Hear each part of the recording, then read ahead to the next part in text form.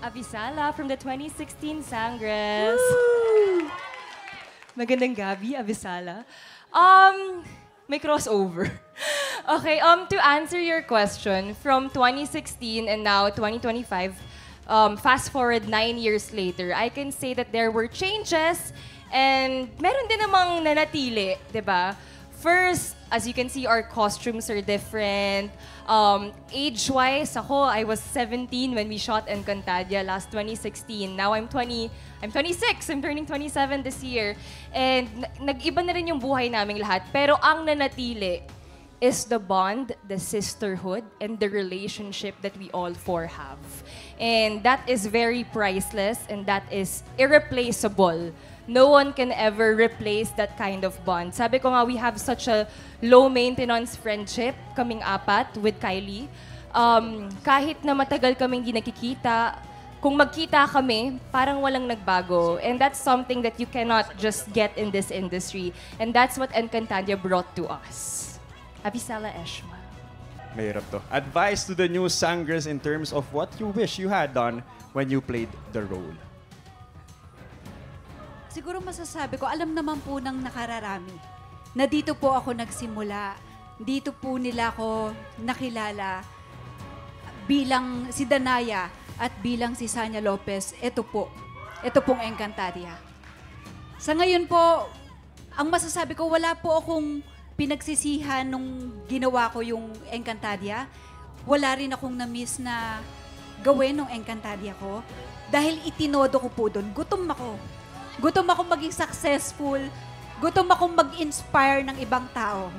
At literal na gutom. At gutom rin po talaga kami. Pero totoo po yun, sinabi ni Gabby kanina na yung bond namin, walang makakapagbago noon. Hanggang ngayon, ganun pa rin yung samahan namin. At ang may advice ko lang, yes na itodo nyo na, tapos na ang ating sangre. Eto na, ipapalabas na natin ito. Ang ma-advise ko lang sa inyo, galingan nyo pa at lahat ng mga aral na natutunan ninyo, lahat ng pagsasama ninyo bilang co-actor at pagiging magkakaibigan, dalhin nyo yan hanggang sa pagtanda. At sabi nga rin, may nagsabi rin sa atin, once a sangre, always a sangre.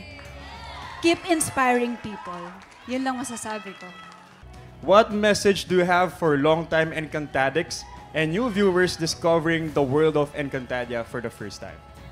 Ako ngayon pa lang nakikita ko yung mga Encantadics na nandito sa harapan namin. Tuwang-tuwa po ako at maraming salamat sa pabibigay nyo ng chance sa amin noong 2016. Maraming salamat sa pagtanggap nyo. At sa mga bagong henerasyon ng mga Encantadics, nasaan kayo? Nasaan kayo? Nasa likod, ayan. Ang mga susuporta sa mga bagong henerasyon ng Sangre. Umpisa pa lang to ng kung anong tatanggapin nyo. Hindi pa natatapos ang kwento ng Encantadia. At sana magpatuloy ito hanggang sa mga susunod na taon dahil ang Encantadia ay parte ng Filipino culture at maraming aral tayong makukuha dito. Yung values ng Encantadia ay sana po ay ipagpatuloy po natin. So maraming salamat at sana suportahan nyo itong Encantadia Chronicles Sangre gaya ng pagsuporta nyo sa mga nakaraang Encantadia. Avisala Eshma Ecoredio. Thank you, Miss Glyza, Miss Gabby, and Miss Sanya. Ayan na.